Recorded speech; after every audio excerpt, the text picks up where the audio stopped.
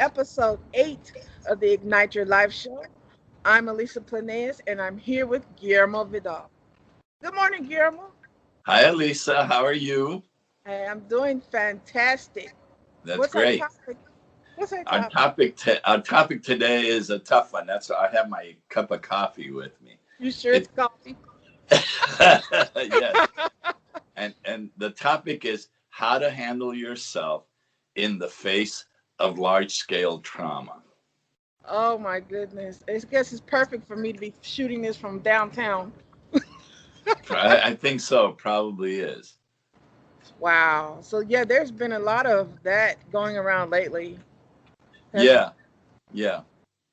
and it hasn't been just the pandemic, unfortunately.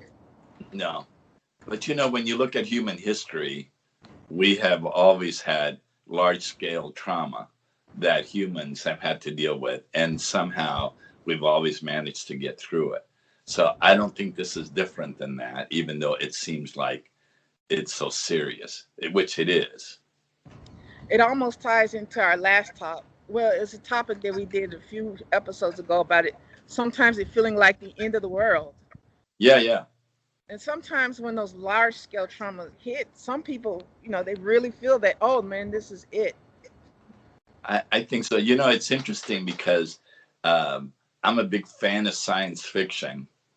And it's amazing how many shows there are these days about, zombies and the end of the world, some kind of apocalyptic, something horrible has happened and it has thrown the planet off the scale, or human beings are being wiped out, everything.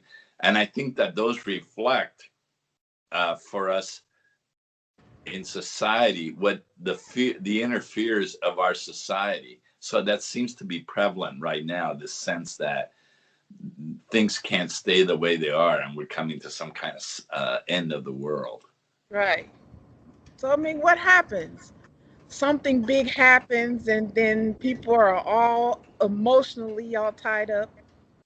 Yeah, I think that I can tell you what happens to me, since that's the only frame of reference I've got. um, I'm reminded of, there's this, like, it's called the sailor's prayer. I don't know where it comes from, where it says, Lord, my boat is so small and your ocean so immense. Wow. And that's exactly how I feel whenever there's a big event. I just feel like so meaningless and so small, and there's so little I can do about it. Right.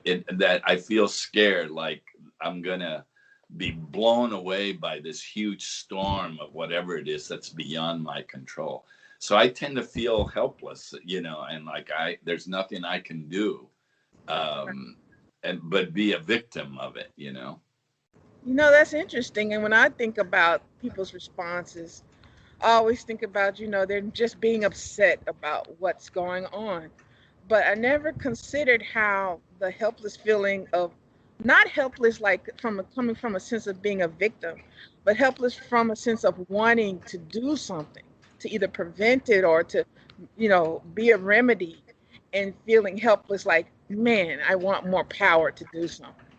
Oh yeah, well, I mean, that's a bit different. I mean, I think your words are more courageous than mine. That sense of, man, I wish I had the power to do something about it. Uh, I guess in a way I wish I did, but I think that most of the time I realize I don't have enough influence to affect things on such a large scale. I'm not the president of the United States or leader of the world, or I'm not a billionaire that can provide money to help people deal with starvation in third world countries. I just don't have that kind of power.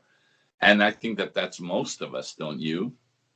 well, it's interesting. It's like maybe that's where, for some, the source of the marching, the riots, you know what I mean? People trying to do something. They don't want to settle for feeling insignificant.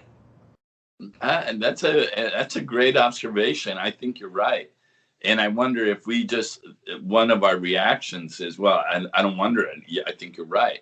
One of our reactions is that the way we do something about it is we get together with like-minded people and see if we can make our voice feel louder, you Yeah. know. I think so. I think that's a great sign of that, frankly. Yeah, but the trouble has been, right, the behavior of people when they go out there. I mean, it's not always productive what they do, and it doesn't always cause an impact. And sometimes when it's like, emergency type of situation where the services are out there trying to rescue people, is actually more of a hindrance to the cure than is not. Yeah, I think you're bringing up what makes it hard is you want to take positive action, or that you see something as negative that has caused you to create, motivated you to get with like-minded people, and let's say go out and protest. Yet other people will see what you're doing as bad. They don't agree with you, and so that division makes it difficult. Which is, I think perhaps the dilemma on why we're talking about this issue is that what do you do as an individual? One of the things you mentioned, which I think you can do, is join with like-minded people and see if you can make your voice louder.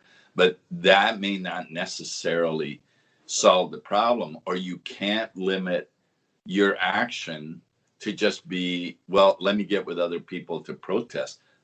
All you may be able to do is individual action, you know? Right. So what should they do? You know, I think that there are things we can do, but I actually got it here. It's called the Prayer of Saint Francis of Assisi. It's kind of what I ultimately thought through, and I don't mean to read a prayer or to try to convert people to Catholicism or anything like that, but I think it's important because it speaks to what you as an individual can do. So, okay, if I read it to you, because I don't know by heart. It's fine by me. Okay, so it says, uh, Lord, make me an instrument of your peace. Where there is hatred, let me sow love. Where there is injury, pardon. Where there is doubt, faith. Where there is despair, hope. Where there is darkness, light. Where there is sadness, joy. O divine Master, grant that I may not so much seek to be consoled as to console, to be understood as to understand, to be loved as to love. For it is in giving that we receive, it is in pardoning that we are pardoned, and it is in dying that we are born to eternal life.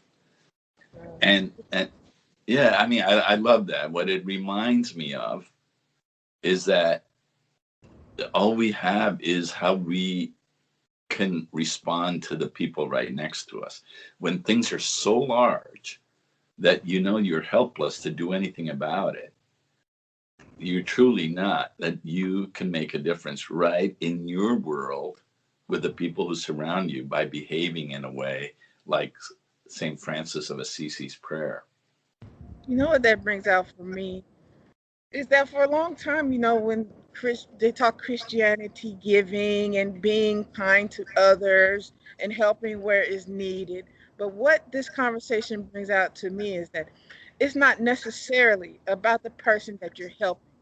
It's about you inside and having that outlet of your emotions, that you don't have to feel powerless. You can help another person. And in doing so, you're not just helping them, but you're helping you feel better. I, well, you are just on fire today. Thank you. So I hope not.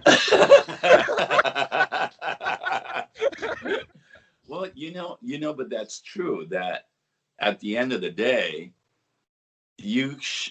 feeling helpless is useless. You can make a difference in someone else's life, and in so doing, as you say, you help yourself, because when you come out of kindness and love towards just another person, it brings you some peace of mind and at least some assurance that you're doing some good, and that maybe that little bit of good might trigger more good to happen. I I, think that's the answer, frankly.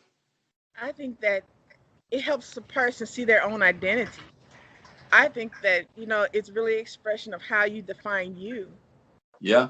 So it goes back to a lot about your own self-esteem and how you feel about yourself. Because if you feel like, oh man, I should be a more giving person. I'm not. Well, while in the middle of maybe judging yourself, in that you have to realize that you're the one that has the heart to have the desire to want to do it. So to the point that you begin to feel that guilt, you begin to feel, but you have to recognize that you just need that expression. Maybe that'll reinforce that identity in you. And then it picks you up. I am, a giving person. I do help. And I'm not powerless. I'm able to do something. See, I've done this. I'm helping all these people. And, to feel better. And I think that gives you power. Like the prayer I just read where it says, don't let me be so concerned about being loved. Let me be more concerned about loving, and I think that that's the important choice that we make. It's amazing that we have so much control over our thinking. And I'm thinking of there's a Holocaust survivor. His name was Viktor Frankl, and he was in concentration camps. And he said that at some point he realized that no matter what the Nazis did to him, they could not go in his mind and make him think differently. So he found the power that he could still see beauty in the world in the middle of the concentration camp and be grateful for it, because he knew that that perspective was what he controlled. And that always reminds me of the power that we have to think that we have control, that we can choose what we do and what we think, regardless of what's happening, that we can do that. And then that gets back to you, the sense of you can choose then to give, you can choose to love, you can choose to be kind. That's a personal thing. Yeah. And if you wanted to know if you were loved, go out and love, and then you'll experience that love. I again, Elisa, you said that so well. Exactly. If you want people to be kind to you, be kind, and you'll see that kindness return to you tenfold. I think that that's right. And I think in large scale trauma, yeah, you can't bring a stop to the thing that's happening, but you could change your world right where you're at. Viktor Frankl, he couldn't stop the Holocaust from happening, but he could find peace in his own mind, and I'm sure treated then his fellow inmates the same way that were in the concentration camp, and at least brought to them a little bit of light and a little bit of joy or peace, or a sense that they were loved. Right.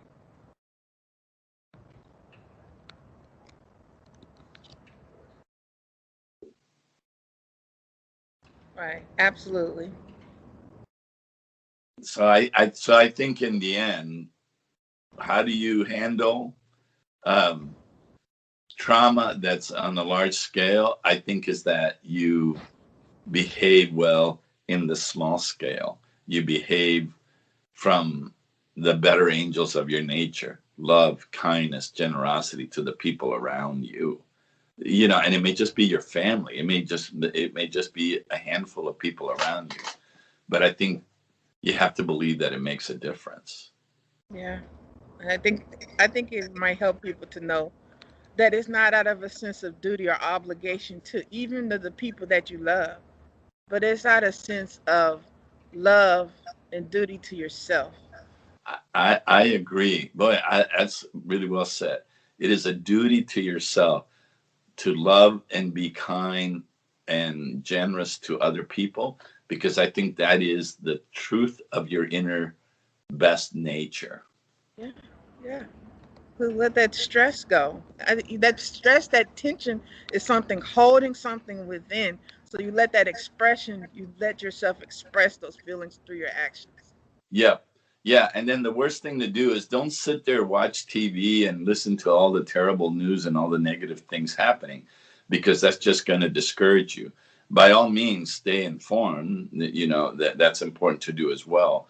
But don't get sucked into the sense of hatred or the sense of poison that there is in the air about, oh my God, this is the end of the world. Yeah. Because it's not. Human beings have been going through large scale trauma all of our lives, and we overcome it. And in fact, we're always, as a human species, I believe we're better for it. We learn from it. We do things better in the end. I think there's more and more people doing good in the world than there are people doing bad. Yeah, I totally agree. So it's like when those things happen, there's a temptation to not see that there's another perspective available, or that taking another perspective would do any good. But even when you're tempted to look at all the downside of things what's happening, if you recognize in that moment that you know what, this positive perspective is still an option for me. I can pick up this positive perspective because it will always be there, even in the most terrible moments. And I can realize, connect with myself, and then see what I feel that my actions or sentiments should be from there. I mean, I totally agree. That's exactly right. You have that choice, and don't let the negativity or your fear um, uh, control you. I mean, even the poor sailor in the boat that's concerned about the ocean being so immense, Yeah, he can still do something to keep his boat afloat. yeah. You know, He you could know. feel embraced. He could just change how he sees this little boat. Right, right. That it's his life raft, right? That he's staying alive and that he's seeing and he's navigating through this immense ocean. Yeah, it's like as small as I may seem in the face of this ocean, I'm important enough to be sustained in the middle of it. Yeah. Well, I'll tell you what, Elisa, I can't I can't verbalize as well as you're verbalizing principles today. That's wonderful. Thank you. I think that's where it is, and I actually think that we should let that be the last word on this program today. Yes, Guillermo. Yes. So thank you so much. Until next week. Okay, until next week. Nice to see you. Nice to Okay, see you. bye.